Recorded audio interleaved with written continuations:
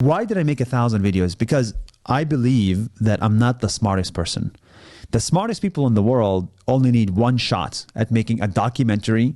It gets picked up by Netflix, by Cannes, the whole world sees it, and they become big, right? That's the smartest video makers.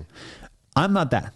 So for me to succeed in this world, I need to work 5 times as hard and iterate 50 times as much. So I believe that in 24 hours, I can fix my mistakes. All I need is 24 hours to fix a mistake. So if I made a mistake on day 100, 310, I can fix it on day 311.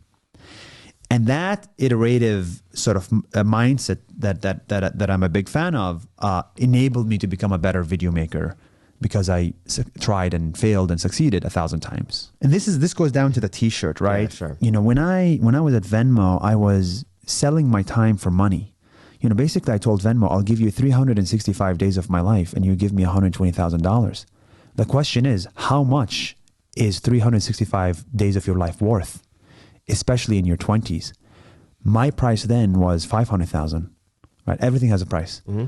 My 1 year in my 20s, because I'll never get my 20s back, is worth $500,000. And I just needed, if Venmo wasn't going to pay that, I needed to find something that is worth $500,000 to me.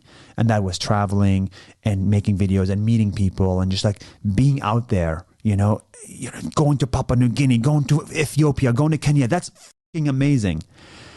So that's why I had to leave. So I also calculated what percentage of my life is done. Mm-hmm. So back then I was 24. I asked Google, when am I going to die? Turns out there's 2 people that know when you're about to die. God and Google. Mm-hmm. Google tells you you're about to die at 76 because you're male in the United States. If you're female, it's 78. 24 out of 76 was 32%. When I realized I was 1/3 dead of my life, I needed to spend the remaining 2/3 of my life doing something important, something meaningful.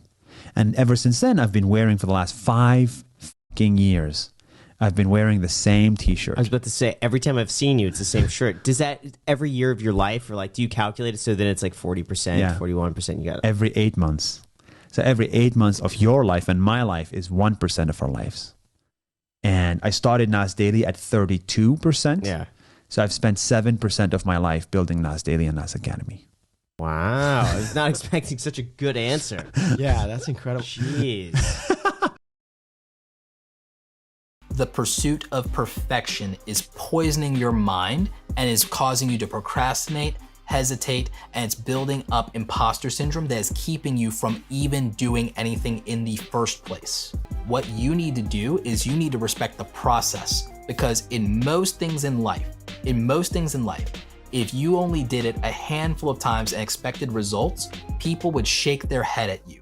If you tried and you picked up a sport and you got frustrated or disappointed and quit because you didn't have a cheering section after like 1 month or 2 months or 5 or 10 tries at it, people would shake their head and say, what are you thinking? Those are not realistic expectations. You're spending way too much time watching their perfect, polished content a decade into their career, instead of realizing that what you're doing right now is probably better than their first, second, third, or 10th attempt. You want to measure your progress and improvement? Look at whether or not you're more satisfied with what you made today than what you made yesterday. I don't waste time, no, I make time. All these people wanna hate, fine, I'ma make mine. While you sitting there complaining, I'll be training. While you sitting there just waiting, I'm creating. Yeah, sometimes I think that I'm unstoppable.